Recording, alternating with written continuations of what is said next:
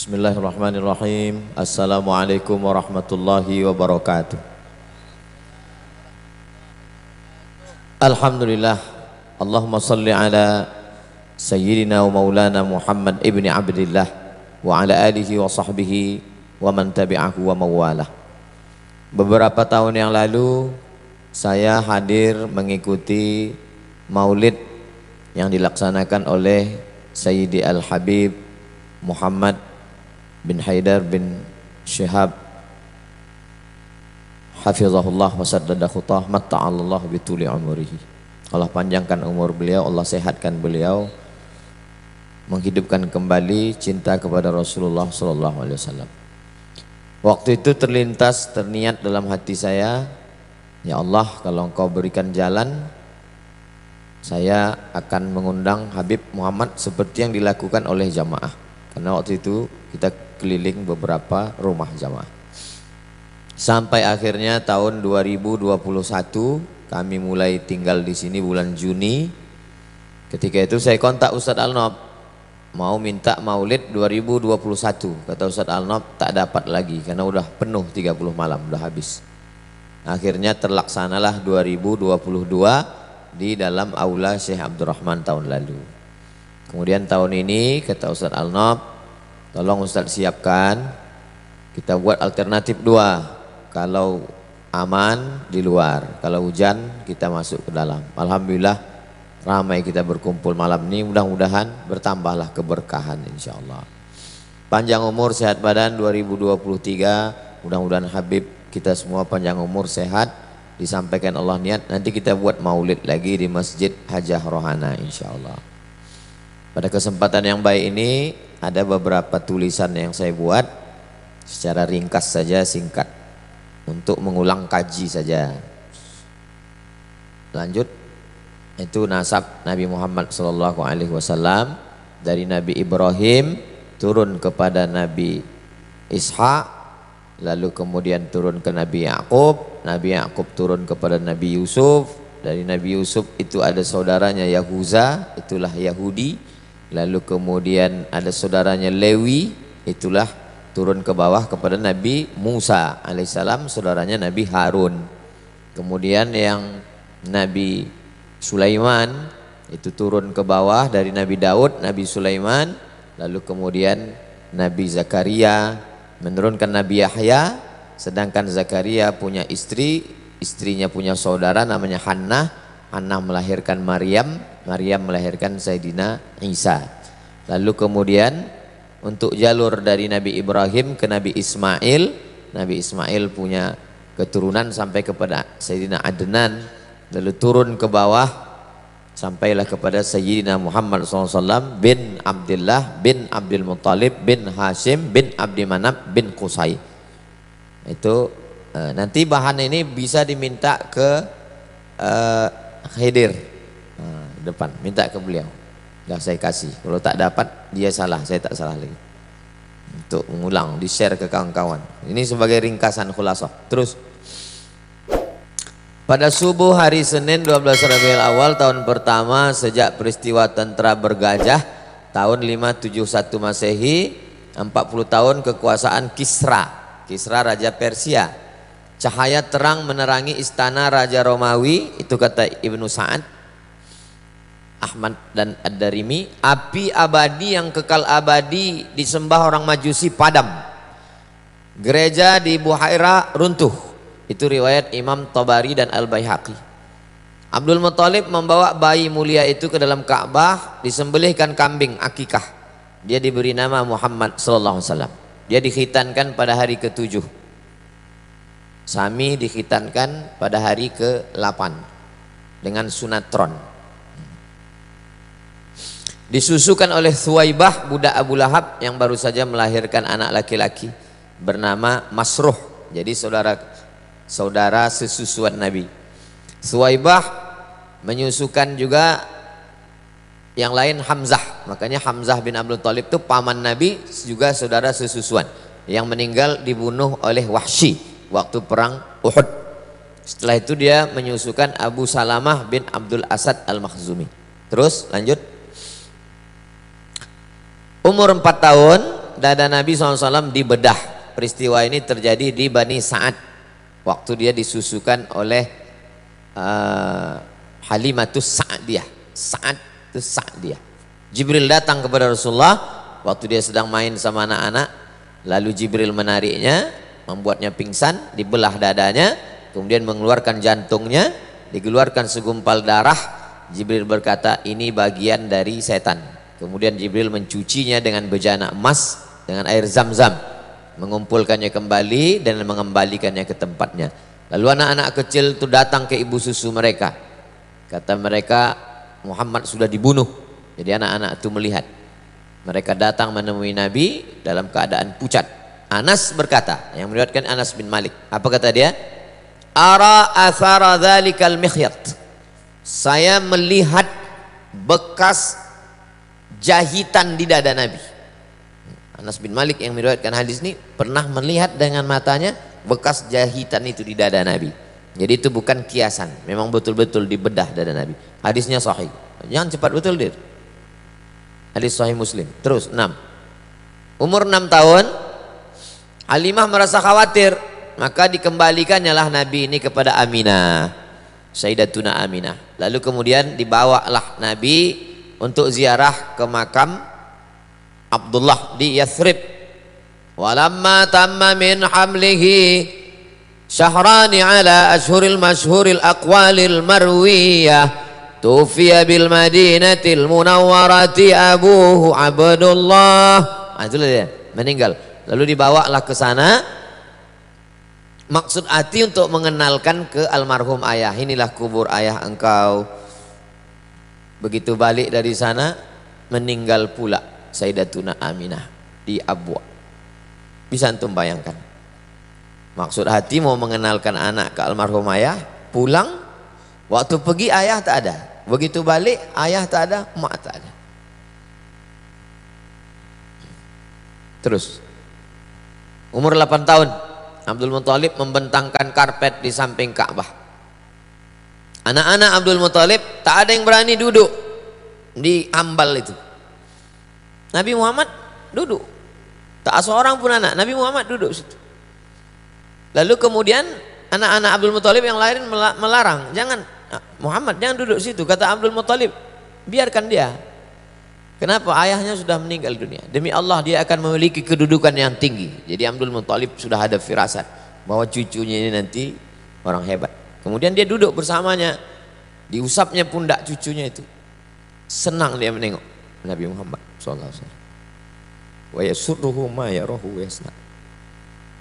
8 tahun 2 bulan 10 hari. Terus umur 12 tahun dibawa. Ayah meninggal, emak meninggal, paman meninggal, atuk meninggal. Sekarang dibesarkan oleh paman. Paman ini susah pula. Abu Thalib di antara adik-beradik yang 10, dia yang paling susah. Anaknya banyak. Dibawalah berdagang. Panas bernaung di atap tempat Bahira. Bahira ini pendeta. Keluar Bahira. Bahira seumur hidup tak pernah keluar. Pakaiannya dicucikan, makanannya diantar. Hari itu dia keluar. Kata dia, hadza sayyidul alamin. Ini anak kecil yang kau bawa ini, inilah pemimpin semesta alam. Dia ini utusan Allah. Rahmatan lil alamin. Abu Thalib terkejut. Dari mana kau tahu? Kata Bahira, waktu kalian tadi naik ke atas bukit, semua batu dan pokok kayu itu bersujud kepada anak ini. Mereka sujud hanya kepada Nabi. Batu pokok kayu tak bersujud, hanya bersujud kepada Nabi. Aku mengetahuinya dari stempel kenabian. Ku tengok di pundaknya, ku tengok batu bersujud, pokok kayu bersujud, ku tengok pundaknya ada stempelnya di belakang. Seperti buah apel. Kami menemukannya dalam kitab suci kami. Jangan bawa keponakanmu ini ke negeri Syam. Bawa dia balik pulang ke rumah. Di sana orang Yahudi sudah menunggu. Mereka hanya mau Nabi terakhir itu keturunan dari puak Yakub. Kalau dah lahir dari yang lain, mereka akan bunuh. Bawa balik. Maka Abu Thalib membawanya pulang. Umur 12 tahun. Terus umur 20 tahun. Terjadilah perang antara Kinanah dengan Quraisy di pasar Ukas. Penyebabnya gara-gara seorang suku Kinanah membunuh 3 orang Quraisy. Disebut dengan Harbul Fijar. Waktu itu mereka melanggar larangan perang di bulan Muharram. Nabi SAW ikut perang tersebut dan tugas dia menyiapkan anak panah untuk paman-pamannya. Paman dia dari golongan Quraisy melawan Bani Kinanah. Dia menyiapkan anak-anak panah umur 20 tahun. Terus kerja dia mengembalakan kambing Bani Sa'ad, berdagang bersama Sa'ib bin Abi Sa'ib Al-Makhzumi. Barang-barang itu dibawa. Dia membawakan barang orang Makkah Al-Mukarramah. Mandiri dia. Ayah tak ada, mak tak ada, atuk tak ada, tinggal sama paman. Makannya dari mengembala kambing dan membawa barang dagangan. Hidup mandiri itu sunnah. Jadi adik-adik yang kuliah di Pekanbaru, kalian hidup mandiri sunnah. Terus umur 25 tahun. Seorang perempuan kaya, bangsawan bernama Khadijah binti Khuwailid. Banyak pedagang membawa barang dagangannya, sistem bagi hasil. Tapi tak yang macam ini laku sekali.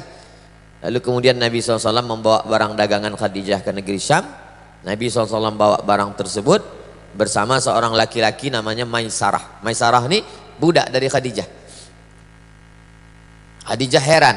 Kenapa barang-barang yang ini laku? Kata Maisarah, memang lain nih ya yang menjual ini. Lalu Maisarah pun menunjukkan itulah orangnya Sayyidina Maulana Muhammad SAW. 25 tahun umurnya. Terus menarik, mulia, cerdas, rasional, jujur, amanah. Banyak para penguasa orang kaya ingin meminang Khadijah. Nafisah binti Munabbih menyampaikan niat Khadijah ke paman-paman Nabi. Jadi Khadijah yang menawarkan dirinya, lalu kemudian disampaikan Nafisah kepada pakcik-pakcik Nabi. Pakcik-pakcik Nabi inilah yang meminang. Pernikahan dihadiri oleh Bani Hashim. Muhammad SAW, anak Abdullah, anak Abdul Muttalib, anak Hashim. Anak cucu cicit Hashim ini yang melaksanakan pernikahan. Maharnya 20 ekor unta. Jadi kalau 30 juta kali 20 ekor, 600 juta.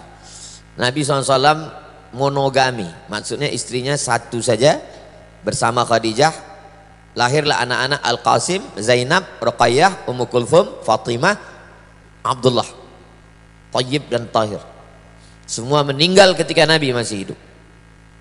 Satu-satunya yang meninggal sesudah Nabi 6 bulan, itulah dia Sayyidatuna Fatimah Zahra radhiyallahu anha wa ardhaha. Terus umur 35 tahun terjadi renovasi Ka'bah. Komplit 4 hari. Siapa yang meletakkan Hajar Aswad? Berperang mereka, siapa yang layak meletakkan Hajar Aswad? Abu Umayyah bin Mughirah Al-Makhzumi punya ide. Siapa yang pertama kali besok masuk ke Masjid Haram, dialah kita suruh meletakkan Hajar Aswad nih, daripada kita berkelahi. Besok pagi mereka intai siapa yang masuk. Yang masuk pertama kali adalah Sayyidina Muhammad sallallahu alaihi wasallam. Maka mereka mintalah dia, mereka bentang selendang panjang, mereka letakkan Hajar Aswad itu di tengah. Mereka minta dia meletakkan, tapi dia tidak petantang-petenteng. Dimintanya kain selendang panjang, maka kepala-kepala suku memegang ujung selendang itu, dan akhirnya Nabi meletakkan. Dia ingin orang-orang itu juga, dia tahu orang ini pembesar-pembesar, ingin namanya besar juga. Maka dimintanya orang itu. Begitulah bijaksananya Nabi Muhammad sallallahu alaihi wasallam. Terus jadi fase kehidupan Nabi itu lahir 40 tahun, dapat wahyu, 3 tahun dakwah rahasia, habis itu hijrah 13 tahun di Madinah, di Makkah, habis itu 10 tahun di Makkah. Itu singkat. Terus umur 38, 39, 40 dia bertahanus di Jabal Nur. Umur 38 dia naik, tak ada kejadian. Umur 39 naik lagi, tak ada kejadian. Umur 40 barulah ada kejadian. Datang makhluk yang begitu besar, memeluk dia, lalu kemudian menyuruhnya membaca. Akhirnya dia bacakan Iqra bismi rabbikal ladzi khalaq khalaqal insana min 'alaqin Iqra wa rabbukal akramul ladzi 'allama bil qalam 'allamal insana ma lam ya'lam. Menggigil dia kedinginan turun, diselimuti oleh Khadijah. Maka Allah memanggil dia, ya ayyuhal muddaththir, wahai engkau yang berselimut. Khadijah lah yang membawa dia menemui Waraqah. Kata Waraqah bin Naufal, sesuai dengan kitab yang kubaca, yang datang kepada dia ini adalah Namus, malaikat Jibril yang dulu pernah datang kepada Musa, yang pernah datang kepada Isa, sekarang datang kepada dia. Nanti ketika orang Makkah ini akan mengusir dia dari kampung ini, aku yang akan menolong dia, kata Waraqah. Rupanya niat Waraqah tak sampai. Sebelum Nabi dihalau, Waraqah meninggal dunia. Tapi niat Waraqah sudah sampai. Terus umur 41, 42, 43, perempuan pertama masuk Islam Khadijah. Hamba sahaya pertama masuk Islam Zaid bin Harithah. Anak-anak yang pertama masuk Islam Sayyidina Ali bin Abi Thalib. Pria dewasa yang masuk Islam Abu Bakar Siddiq. Lalu dia mengajak Utsman bin Affan, Zubair bin Awam, Abdurrahman bin Auf, Sa'ad bin Abi Waqqas, Talhah bin Ubaidillah. Ini dakwah secara berangsur-angsur, senyap-senyap, dakwah person. Umur 41, 42, 43. Terus umur 44 mulai terang-terangan. Nabi mengundang pembesar Bani Hashim, Bani Abdul Muttalib, 45 orang. Nabi naik ke atas bukit Safa. Seandainya ku katakan di belakang bukit Safa itu kalau menghadap kiblat namanya Jabal Abi Qubais, bukit paling besar. Jabal Qu'aiqian, satu Jabal Abi Qubais. Kalau ku katakan di belakang Jabal Abi Qubais ini ada pasukan musuh menyerang kita, percaya kalian? Kata orang Makkah, percaya kami ya Muhammad. Engkau kami gelar dari kecil Al-Amin, kau jujur tak pernah bohong. Kalau ku katakan aku dapat wahyu, kalian percaya? Disitulah mereka mengamuk. Alihadza jama'tana. Untuk ini rupanya kau kumpulkan kami. Tabbat laka. Turun ayat tabbat syada abi lahabin wa tab. Nabi SAW lanjut. Umur 44 sampai 53. Jamaah haji dihadang untuk mendengar dakwah Nabi. Momen berkumpul jamaah haji ramai, disitulah mestinya Nabi menyampaikan dakwah. Dicegat, tak boleh. Jadi zaman sekarang, bagaimana supaya orang berkumpul ramai? Buat maulid. Jadi kalau tak boleh ramai dengan tak boleh maulid, ini ulah ini sama dengan ulah Abu Jahal, Abu Lahab. Nabi SAW diejek, ditertawakan, dibilang gila, majnun, sahir, tukang sihir. Apa maksudnya? Pembunuhan karakter. Orangnya tak dibunuh, karakternya dibunuh. Masyarakat dihadang untuk mendengar dakwah Nabi. Penyebaran isu, siksaan fisik, teror. Paman Utsman bin Affan digulung pakai tikar. Digulung badannya itu pakai tikar daun, kalau kita daun pandan, pakai daun kurma, habis itu dinyalakan api di bawah. Begitu cara mereka menyiksa. Mus'ab bin Umair tak diberi makan minum, diusir dari rumah. Suhaib bin Sinan Ar-Rumi disiksa sampai hilang ingatan. Bilal bin Rabah disiksa dengan batu, diikat dengan tali, diserahkan kepada anak-anak Makkah, menarik-narik dia macam orang gila. Ammar bin Yasir disiksa satu keluarga. Ammar, Yasir, Sumayyah. Sumayyah mati syahid, perempuan pertama mati syahid Sumayyah. Abu Fukaihah dijemur, diikat dengan rantai besi sampai hilang ingatan. Khabbab bin Arth disiksa dengan api. Lalu kemudian disiksa sampai buta. Sahabat Nabi itu disiksa sampai buta. Itu cuma teror untuk menakut-nakuti. Jadi kalau antum tengok sekarang ada ustadz disiksa, ditangkap, nakut, itu untuk nakut-nakuti saya.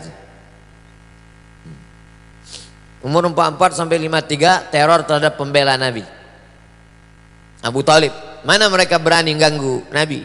Siapa backingnya? Abu Talib. Apa kata Abu Talib? Wallahi, kata Abu Talib, demi Allah, lan yasilu ilaika. Mereka tak akan bisa sampai kepada engkau. Sampai aku dikubur orang nih ke dalam tanah nih, baru mereka bisa menyentuh engkau. Makanya waktu Abu Talib masih hidup, mana ada yang bisa mengganggu Nabi? Anak-anak Nabi, Abu Lahab memaksa kedua anaknya namanya Utbah dan Utaibah. Ceraikan istri kalian. Kebetulan istrinya itu anak Nabi. Menikah anak Abu Lahab itu dengan anak Nabi. Jadi Nabi dengan Abu Lahab itu satu sisi antara kemanakan dengan pakcik, satu sisi juga besan, nikah anak, disuruh ceraikan anak Muhammad. Ruqayyah dengan Ummu Kalsum menteror. Ummu Jamil ini istri Abu Lahab, namanya Arwa binti Harb bin Umayyah, saudara kandung Abu Sufyan. Teror fisik, menebarkan duri-duri, kotoran di jalan. Semua jalan yang dilewati Nabi itu diserakkannya kotoran unta di situ. Teror non fisik, fitnah, gosip, macam-macam. Makanya dia azabnya itu satu keluarga, azabnya itu. Tabat syada abi lahabi wa tab, ma aghna anhu maluhu wa ma kasab, sayasla naran dzata lahab wa imra'atuhu hammalatal hatab. Satu-satunya satu surat, satu keluarga, itulah untuk Abu Lahab. Ayat-ayat kisah teror. Wailul likulli humazatil lumazah. Celakalah mereka pengumpat, pendusta, penipu, pencela, pengejek. Siapa itu? Umayyah bin Khalaf. Kerjanya mengejek Nabi, mengumpat, mencela. Padahal belum ada Facebook lagi orang nih. Gimana kalau hidup dia nih sekarang? Berapa grup-grup dia nih? Yang banyak mencela, yang kian kemari menghamburkan fitnah, banyak menghalang. 9 sifat mereka itu. Namanya Al-Akhnas bin Syarik Al-Thaqafi. Fala saddaqa wala shalla, tak mau percaya dan tak mau salat. Itu Abu Jahal. Mendengarkan bacaan Quran tapi tak percaya, melarang Rasulullah melaksanakan salat. Tak boleh Nabi salat samping Ka'bah. Terus strategi Rasulullah, perlu markas. Ini perlu markas. Akhirnya ada rumah Al-Arqam bin Abil Arqam. Jadi kita tak bisa, kita bertahun-tahun udah dakwah nih ke masjid-masjid tak bisa, mesti ada markas. Akhirnya ada markas di Baitul Habib, ada markas di YTWU, ada markas di Ma'had Az-Zahra. Akhirnya sekarang kita udah markas. Lalu mencari peluang baru. Di sebagian sahabat mengungsi ke Habasyah, Ethiopia. Raja Ethiopia ini baik, itulah dia Najasyi. Terus 45 hijrah ke Habasyah, bulan Rajab tahun kelima, 12 orang laki-laki, 4 perempuan. Ketuanya Utsman bin Affan dan istrinya Ruqayyah, anak Nabi. Rombongan kedua, kloter kedua, 83 orang laki-laki, 19 perempuan. Teror sampai ke Ethiopia. Amr bin As, waktu itu dia belum masuk Islam. Abdullah bin Abi Rabi'ah mengejar, mengasut Najasyi. Najasyi, jangan kau terima orang ini. Najasyi, jangan terima. Jadi kalau zaman sekarang lah itu di cancel lah visa, tak boleh masuk ke sana. Tapi untungnya Najasyi tak bisa dipengaruhi. Najasyi ini kalau sekarang mungkin Malaysia sama Brunei lah, tak bisa dia dipengaruhi. Kasihnya pula lagi private jet,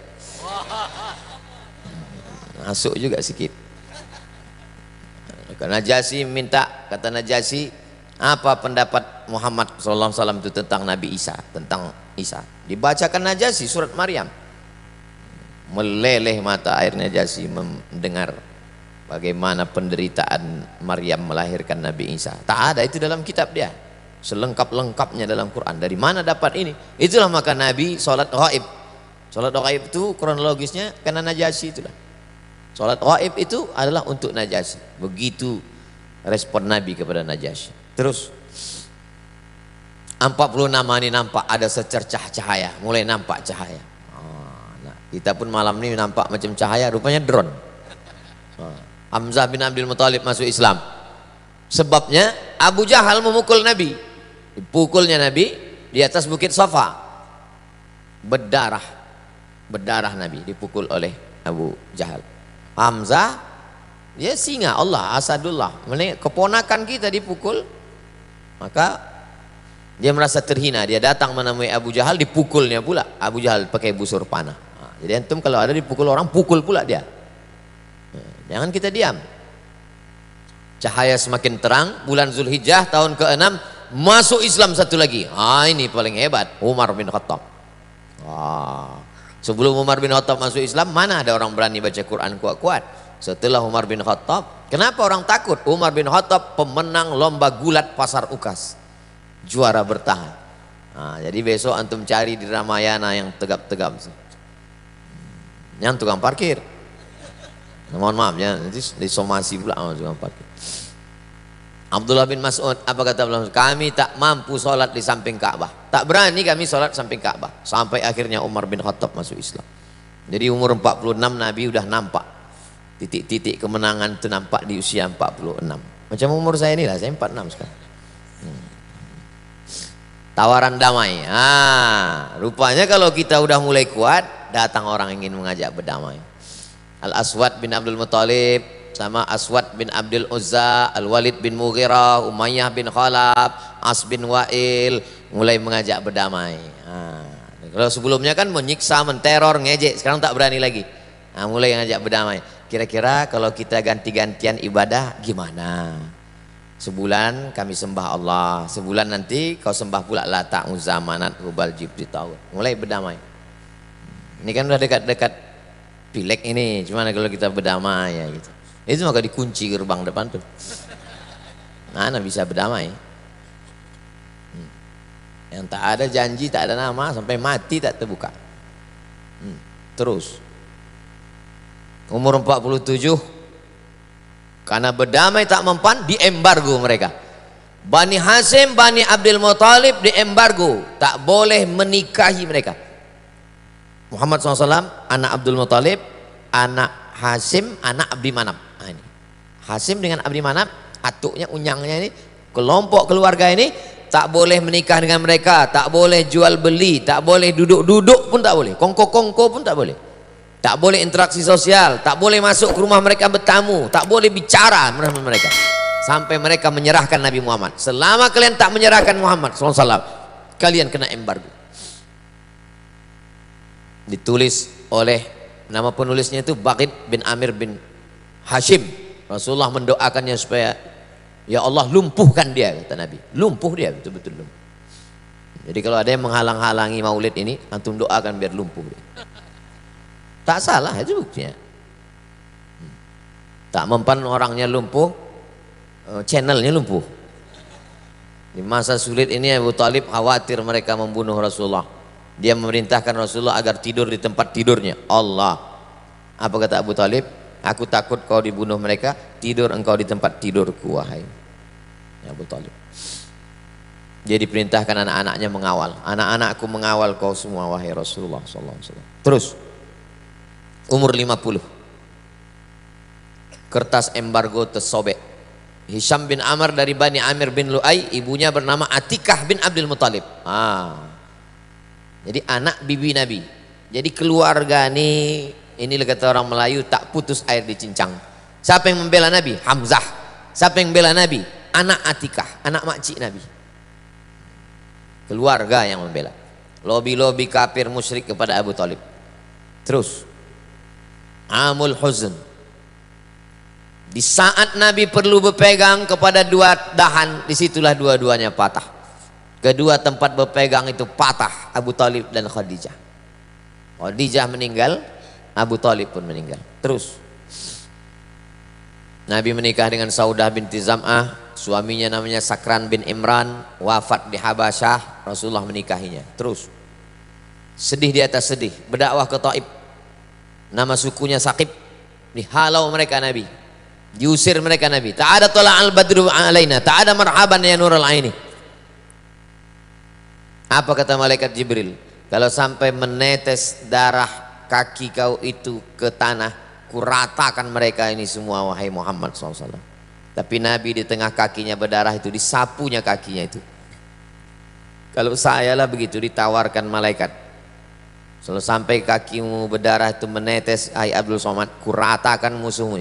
Saya pijak-pijakkan kaki itu ke tanah, biar rata mereka semua. Begitulah Nabi SAW. Terus nama-nama suku yang menolak: Bani Amir bin Sa'sa'ah, Muharib bin Kasfah, Fazarah, Ghassan, Murrah, Hanifah, Sulaim, Abs, Al-Bakka, Kandah, Al-Harib bin Ka'ab, Azrah, Al-Hadarimah. Terus ada pelipur lara. Hidup tuh bergelombang, diejek orang, ada yang masuk Islam, diembargo orang, ada dibuka pertolongan, ada saja. Begitu kehidupan itu. Jangan pernah putus asa. Diperjalankan Nabi. Subhanalladzi asra bi'abdihi lailan minal masjidil haram ilal masjidil aqsa alladzi barakna haula linuriyahu min ayatina innahu huwas samiul basir. Itu Isra'nya. Yang Mi'rajnya wa huwa bil ufuqil a'la thumma dana fatadalla. Isra' dan Mi'raj. Terus beberapa orang menerima dakwah. Datanglah mereka dari luar Makkah. Datanglah Suwaid bin Samit, Iyas bin Mu'az, Abu Zar al-Ghifari, Tufail bin Amr Ad-Dausi, Dimat Al-Azdi, datang mereka menjumpai Nabi, masuk Islam. Terus umur 51 fajar baru datang dari Yasrib, musim haji tahun ke-11 kenabian, datanglah mereka masuk Islam. As'ad bin Zarara, Auf bin Haris, Rafi' bin Malik, Qutbah bin Amir, lalu kemudian Uqbah bin Amir, Jabir bin Abdullah. Bulan Syawal tahun ke-11 Rasulullah menikahi Sayyidatuna Aisyah, menetap bersama pada bulan Syawal tahun pertama hijrah. Terus umur 52 bai'an Aqabah. Jadi kalau ada di antara kita umur 52 merasa udah tua betul, Nabi justru umur 52 itu adalah awal dari perjuangan. Makanya nanti kalau ada orang nanya antum, umur berapa Pak? 25 bilang. Ya 52. Umur itu kan bukan masalah angka, dia masalah rasa. Musim haji tahun ke-12, 12 orang, 5 orang dari yang hadir tahun lalu datang lagi, ditambah 7 orang. Itu dia orang-orangnya. Rasulullah mengutus Mus'ab bin Umair ke Madinah. Jadi strategi Nabi itu bukan ujuk-ujuk kata orang Jawa tiba-tiba datang ke Madinah. Enggak, persiapannya dari umur 52, 53 baru sampai ke Madinah. Terus umur 53 bai'at Aqabah kedua, musim haji tahun ketiga, jumlah 13, tahun peserta yang bai'at Nabi makin ramai, 73 orang laki-laki, 2 perempuan, namanya Nusaibah. Itulah dia Nusaibah yang tempat markasnya Kiai Idrus Ramli, Nusaibah dengan Asma binti Amr. Terus pengangkatan para penanggung jawab. Jadi nanti kalau udah diangkat ini ada penanggung jawab, mas'ul kajian Riyadhus Shalihin ini penanggung jawab, grup WhatsApp ini penanggung jawab, Baitul Habib ini penanggung jawab. Nah, itu adalah strategi Nabi. Jadi jangan dakwah ini pengajian ramai habis itu selesai, la salam wala kalam, tiba-tiba jumpa mabuk lagi. Bukan begitu. Ada diangkat, ini penanggung jawab, ini ketua grup WA, ini yang bertugas membangunkan tahajud malam, telepon sana telepon sini, tahajud bro, tahajud, habis itu dia pula tidur. Terus umur 54 barulah Nabi hijrah, rapat 14 kepala suku di Darun Nadwah. Kamis malam Jumat Nabi pergi bersama Abu Bakar menginap di Jabal Thawr 3 malam. Ahad malam Senin bertolak menuju Yasrib. Saya memang betul-betul saya ringkaskan ini supaya anak-anak muda ini cepat dia nangkap, habis itu buat baca selengkapnya bersama Habib. Ini poin-poin ringkasan-ringkasan. Memang saya dari dulu suka meringkas, waktu kuliah dulu suka saya baca ringkasan-ringkasan. Terus umur 54 hijrah, Senin 8 Rabiul Awal, 23 September tiba di Quba, menginap 4 malam di Quba. Malam Selasa, malam Rabu, malam Kamis, malam Jumat berdiri satu masjid. Itulah dia Masjid Quba. Panjang umur sehat badan kita di Masjid Quba nanti sholat insyaallah. Ongkos tanggung masing-masing. Sholat Jumat Nabi di kampung Bani Salim. Hari Jumat dia bertolak ke Madinah. Terus membangun Masjid Nabawi, mempersaudarakan Aus dan Khazraj, mempersaudarakan Muhajirin dan Ansar, mempersaudarakan penduduk Madinah yang Islam dengan Yahudi bersaudara. Terus Piagam Madinah. Piagam Madinah. Inilah isinya Piagam Madinah itu 12 pasal. Tak paham kami Pak Ustadz, cari anak-anak dari jurusan bahasa Arab Fakultas Tarbiyah UIN. Udah kami tanya Pak Ustadz, dia pun tak paham juga. Minta terjemah sama Ustadz Al-Nab sama Ustadz Hanafi. Terus masalah dan solusi. Orang kafir Quraisy Makkah tetap memerangi. Turun ayat, Udzina lilladzina yuqataluna biannahum zulimu. Ini. Jadi dari tadi awal tuh nggak ada perang. Sudah lama 13 tahun, 14 tahun barulah diizinkan berperang. Jadi anak-anak muda kalau diejek agama Islamnya agama perang membunuh. Gimana kita mau membela kalau kita tak paham? Ini cerita perang ini nanti lama. Awal tuh tak ada perang. Kafir Quraisy Makkah adalah kafir harbi, wajib diperangi. Orang Yahudi yang berkhianat wajib dijatuhi hukuman. Nasrani yang musuhi kaum muslimin diperangi hingga mereka membayar jizyah. Yahudi Nasrani musyrik masuk Islam tak boleh diganggu. Terus tahun 1 Ramadan perang Syariah, Syawal Syariah Rabi', Zulqa'dah Syariah Harar, Safar Ghazwah Abwa, Rabiul Awal Ghazwah Bawat, Rabiul Awal Ghazwah Safwan. Ini PowerPoint ini saya sendiri membaca, saya sendiri nulis, saya sendiri mencari.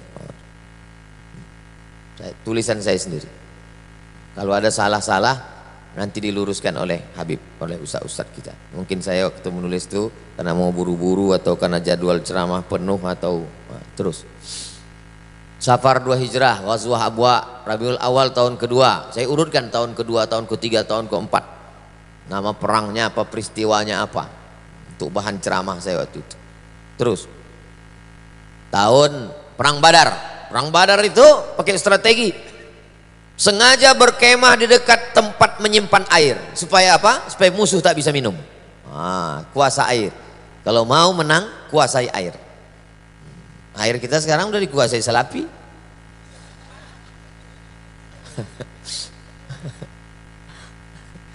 Awak mau lihat minum air engkau enggak, engkau al-ma'mur dari Payakumbuh kau. Keluar dari kemah di awal waktu, awal tema, kuasai tempat lokasi perang, menangkap, interogasi musuh. Nabi itu cerdas, tangkap, tukang masak tangkap. Berapa ekor onta kalian potong? Ditanya Nabi, berapa pasukan kalian? Kata, aku tak tahu, aku masak aja, kata dia. Berapa ekor onta kau masak satu hari? Dia bilang antara 9 sampai 10. Apa kata Nabi? Berarti jumlah pasukannya 1000 orang. Dari jumlah makanannya tahu Nabi berapa. Berdoa dari Isya Nabi berdoa sampai subuh, sampai jatuh sorbannya dinaikkan Abu Bakar situ. Jadi jangan bayangkan menghadapi musuh itu bismillahirrahmanirrahim, la haula. Ini kan banyak ini mancing-mancing saya di grup-grup dia pada dikirim. Ustaz, teriakkan kita bebaskan Rempang. Iya, kalau aku tertangkap kau lari. Manas-manasi aja orang. Tadi ada di WA, Ustaz kemana arah kita? Kasih arah, katanya. Kepala kau. Setelah berstrategi baru datang pertolongan Allah. Dikirim Allah malaikat, diturunkan hujan. Abu Jahal mati Abu Jahal. Perang Badar itu mati Abu Jahal. Terus bulan Syawal tahun kedua, Bani Qainuqa Yahudi berkhianat, diusir Bani Qainuqa. Jadi Nabi pernah bertetangga sama Yahudi 2 tahun. Habis itu mereka berkhianat, diusir. Bukan Nabi datang ke Madinah bawa pedang, Yahudi potong kepalanya. Tidak begitu ceritanya. Sempat bertetangga 2 tahun, berkhianat orang itu, baru dia dihukum. Terus tahun ketiga, ini 10 tahun lagi nih, sabar ini. Diam nih. Tahun ketiga menikah dengan Hafsah. Puncak daripada hubungan persaudaraan berakhir dengan pernikahan. Bagaimana hubungan dengan Abu Bakar? Menikah dengan anaknya. Bagaimana hubungan dengan Umar? Menikah dengan anaknya. Bagaimana dengan Utsman? Menjadi menantu. Bagaimana dengan Ali? Menjadi menantu. Antum kalau dekat berakhir dengan pernikahan. Pak, sesuai dengan ceramah Ustaz Somad kemarin, saya ingin mengakhiri hubungan kita ini. Dengan apa? Dengan pernikahan. Ini sebenarnya untuk meloloskan kalian yang tak laku-laku ini. Tahun ketiga Hijrah, perang Uhud. Itu dia. Perang Uhud kaum muslimin mengalami kekalahan. Itu dia lokasi perang itu. Itu yang Jabal Uhud, itulah Uhud tuh yang panah 4 itu Jabal Uhud. Lalu kemudian tempat pasukan pemanah itu yang ada tulisan Jabal Rumat, itu Jabal Rumat. Dir, itu Dir. Jabal Rumat, kanan itu Dir. Nah, itu Jabal Rumat. Disitulah pasukan pemanah itu. Kata Nabi, nanti kalau aku turun di atas Jabal Rumat itu Dir, Jaisul Muslimin. Di situ kaum muslimin, bukan bawah sedikit. Itu. Jangan nampakkan kali tak bisa baca Dir. Itu di situ jawab. Di situ jawab muslim. Awak udah bela-bela dia dari tadi. Dia pula salah tunjuk terus. Nah, di situ letak kaum muslimin. Kata Nabi, nanti kalau kaum muslimin ini menang di bawah, kalian yang memanah di atas jangan turun. Kaum musyrikin di belakang. Rupanya waktu menang, turun pemasukan pemanah ini, berputar pasukan musyrikin ini, memutar ke kanan. Putarkan ke kanan Dir, putarkan ke kanan. Entah kemana-mana udah putarnya sudah. Macam naik Grab aja gue tengok. Putar ke kanan, dipukul mereka dari belakang. Panglima perangnya Amr bin As. Waktu itu dia belum masuk Islam. Cemana mau jadi guide umroh ini? Ya, gitu. Begitu cerita perang Badar. Udah digambarkan itu, lengkap semuanya. Nah, terus menikah dengan Zainab binti Khuzaimah. Nah, itu semua istri Nabi SAW. Nanti kalau diajak orang, banyak kali bini Nabi kalian. Nabi kami istrinya cuma segitu. Nabi Daud istrinya 100. Nabi Sulaiman 300. Ditambah lain-lain 1000. Ada buku, tak usahlah saya sebutkan judul bukunya, nanti kalian cari sendiri. Ada raja di Sumatera ini, bininya 1000. Jadi Nabi Muhammad segitu tuh tak ada apa-apanya. Jangan nanti pas kalian diajak orang anak muda, alah Nabi kalian istrinya banyak. Kau bandingkannya sama siapa? Sama PNS? Iyalah sikit. Bandingkan sama Raja Saudi Arabia, King Abdul Aziz itu berapa bininya? 60. Baca biografinya. Gimana? Semangat kalian? Terus tahun keempat, dai yang dikirim Rasul dibunuh. Nah, itulah kronologis kunut nazilah. Allahumma la'an bani Ra'il, Allahumma la'an Zakwan, Allahumma la'an Usayyah, kata Nabi SAW. Summa tarakahu. Setelah sebulan baca kunut itu ditinggalkannya. Kata Abdurrahman ibnu Mahdi, yang ditinggalkannya itu bukan kunutnya, yang ditinggalkan itu laknatnya. Kunutnya terus, laknatnya yang berhenti. Yahudi Bani Nadir berkhianat, mereka terusir. Terus tahun kelima perang Khandaq, parit Ahzab, Bani Quraizah berkhianat, terusir. Jadi pengkhianatan Yahudi mulai tahun kedua, tahun keempat, tahun kelima, tercampak mereka dari Madinah. Bukan diusir Nabi dari awal, sempat bertetangga. Tetangga yang tidak layak wajib diusir. Terus tahun ke-6 Umrah Hudaybiyah, memimpi sahabat, ya Rasulullah, nampakku dalam mimpi kita masuk Masjid Nabawi, masuk kita Masjidil Haram. Kata Nabi, kalau begitu kita umrah. Sampai di Hudaybiyah, Rasul menuju Makkah, 1.500 sahabat ikut dibawa Nabi. Sampai di sana dicegat mereka di Hudaybiyah, tak jadi masuk. Gagal masuk Makkah, perjanjian Hudaybiyah, berkirim surat kepada raja-raja, itu surat Nabi. Surat Nabi SAW kepada Raja Heraklius, kepada Raja Kisra, kepada Raja Mukaukis. Terus tahun ke-7 Amr bin As dan Khalid bin Walid masuk Islam. Perang Khaybar, Yahudi Khaybar terusir. Berapa kali Yahudi terusir? 4 kali. Tahun kedua, tahun keempat, tahun ke-6, tahun ke-7. Nadir, Quraizah, Qainuqa, Khaybar. 91 orang mati syahid. Nabi menikahi Sofiyah. Ada istri Nabi itu yang orang Yahudi, Sofiyah. Nabi diracun di Khaybar. Nama yang meracunnya itu namanya Zainab bintil Haris, istri Salam bin Mishkam. Umrah qada, 2000 orang sahabat Nabi umrah. Terus tahun 8 Ghazwah Mu'tah, 10 Ramadan Fathu Makkah, 10.000 pasukan dibawa Nabi ke kota Makkah. Nah, inilah puncaknya, 10.000 yang dibawa Nabi ke kota Makkah, lengkap dengan tombak, baju besi. Nabi menetap di Makkah 19 hari, melaksanakan umrah dari Ji'ranah, tahun ke-8. Terus tahun ke-10 Hijrah, tahun utusan dakwah. Berdatanganlah utusan dakwah, mereka semuanya masuk Islam. Idza jaa nasrullahi wal fath wa ra'aitan nasa yadkhuluna fi dinillahi afwaja. Rupanya kalau kita udah menang, maka semua orang berbondong-bondong masuk Islam. Kalau udah menang, semua mengaku kawan dan saudara. Terus Haji Wada, 144.000 jamaah waktu Haji Wada. Nabi pun menyampaikan khutbah. Terus inilah adri la'alli la alqakum ba'da ami. Kata Nabi, selepas haji ini aku tak tahu entah jumpa kalian entah tidak lagi, kata Nabi. Terus bulan Safar tahun ke-11 Nabi ke Bukit Uhud. Pergi Nabi ke Bukit Uhud, ziarah dia, macam mengucapkan selamat tinggal, kemudian naik dia ke atas mimbar. Lalu kemudian kata Nabi, aku memberikan syafaat untuk kalian, aku jadi saksi kalian nanti. Lalu kemudian kata Nabi, ini telaga aku, telaga tempat minum. Aku diberi kunci kekuasaan di bumi, demi Allah aku tak khawatir kalian syirik. Insya Allah kalian tak ada yang syirik lagi, kata Nabi. Yang kukhawatirkan kalian nanti berebut dunia. Betul. Tak ada yang syirik, tapi berebut dunia. Terus. Malam Nabi ke Baqi. Masuk Nabi ke pemakaman Baqi, samping kiri Masjid Nabawi. Mengucapkan salam dia. Assalamualaikum ya ahlad diyar minal mu'minin. Habis itu lalu kemudian Nabi SAW menyampaikan bahwa hidup ini macam sepotong tengah malam penuh dengan fitnah. Akhir mengiringi awal, yang akhir jauh lebih buruk daripada yang awal. Kami semua akan menyusul kamu wahai orang-orang Baqi. Terus Nabi mengantar jenazah ke Baqi. Dalam perjalanan pulang sakit kepala beliau, baginda.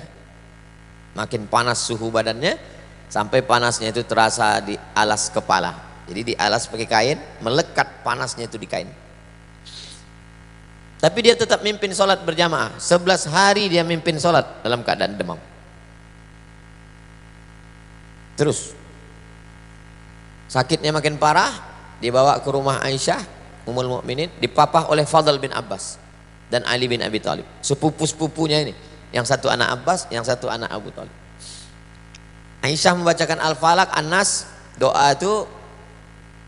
Jadi kalau ada orang sakit, bacakan Al-Fatihah, Al-Ikhlas, Al-Falaq, An-Nas, tiupkan ke tapak tangan, disapukan ke muka, ke kepala, ke badan.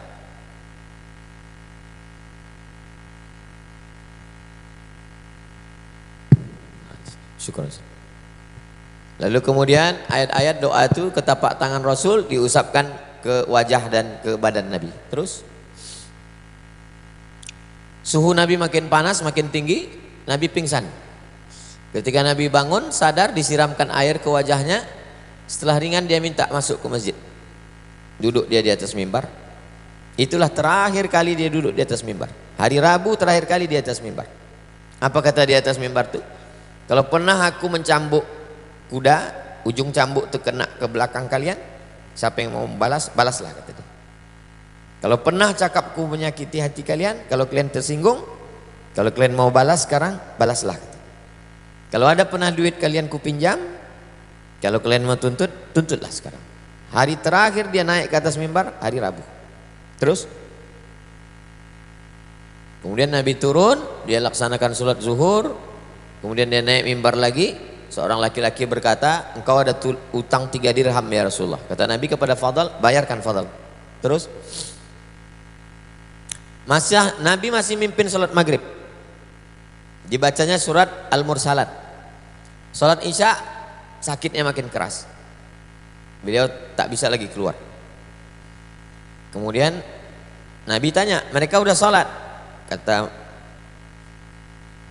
mereka belum sholat ya Rasulullah, mereka menunggu engkau. Kata Nabi, ambilkan air. Kemudian Nabi mandi. Setelah itu dia pingsan lagi. Lalu ketika dia sadar, dia tanya lagi, mereka udah sholat? Kata Nabi. Kemudian kata mereka belum sholat ya Rasulullah, mereka tetap menunggu engkau. Sampai 3 kali kemudian beliau mengutus Abu Bakar. Itulah Abu Bakar menjadi imam. Abu Bakar Siddiq menjadi imam sholat sebanyak 17 kali sholat. Ingat tuh, 17 kali sholat. Isya hari Kamis sampai subuh hari Senin. Nah itu, ingat. Hari Rabu naik ke mimbar, maghrib masih Nabi imam, Isya hari Kamis sampai subuh hari Senin itu Abu Bakar jadi imam. Nabi masih hidup. Kemudian Nabi sakitnya agak turun, agak ringan. Lalu kemudian Nabi keluar rumah, dipapah, berjalannya dipapah, sholat zuhur. Abu Bakar mimpin sholat. Kata Nabi, dudukkan aku di samping Abu Bakar. Duduk dia di samping Abu Bakar. Kemudian Nabi membebaskan hari Ahad. Hari Ahad semua budak-budaknya dibebaskan. Semua budak-budak. Bersedekah dia 6 atau 7 dinar. 1 dinar itu 4,25 gram emas. 7 dinar duitnya disedekahkannya semua. Semua senjata-senjatanya, pedangnya, tombaknya, sedekahkannya semua habis. Terus kemudian dari kamar Nabi menyingkap tirai.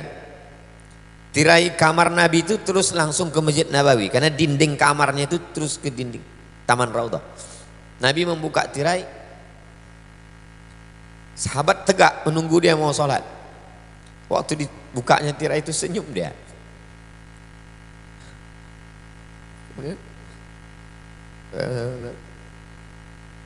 Nabi mengasih kode tangan, kata dia. Maksudnya kalian aja sholat. Dia tak sanggup lagi sholat di kamar. Terus Rasulullah kemudian memanggil Fatimah. Dia berbisik ke telinga Fatimah. Lalu kemudian Fatimah tersenyum. Kemudian kata Nabi, nanti kalau aku meninggal, kau yang paling dulu nanti akan menemani aku. 6 bulan setelah Nabi, betul Fatimah meninggal. Kau, kata Nabi, Sayyidatu nisa'i ahlil jannah. Kau pemimpin penghuni surga. Terus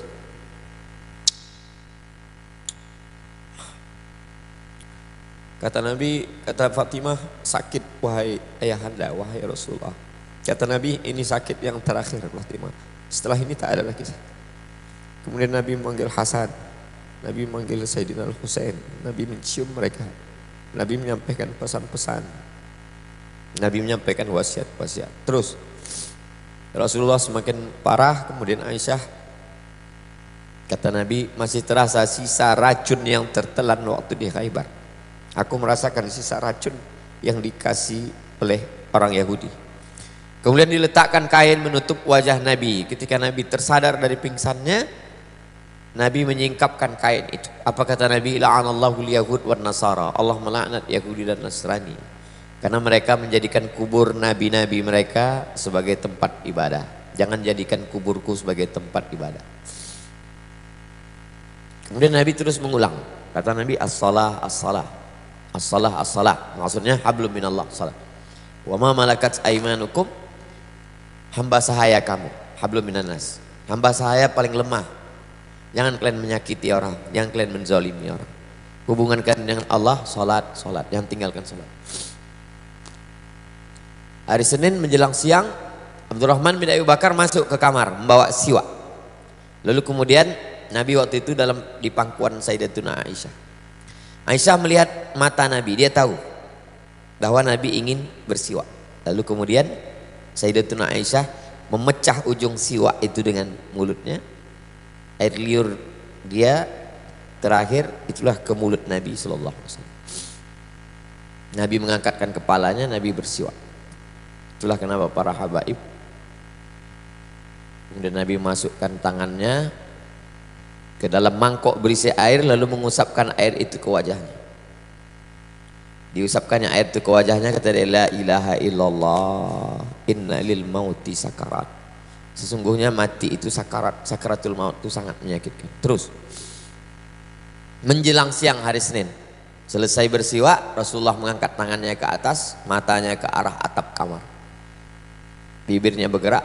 Kata Nabi, ma'alladzina an'amta alaihim minan nabiyyin, nanti akan bersama dengan mereka yang sudah kau berikan nikmat, nabi-nabi, wasiddiqin, syuhada, salihin.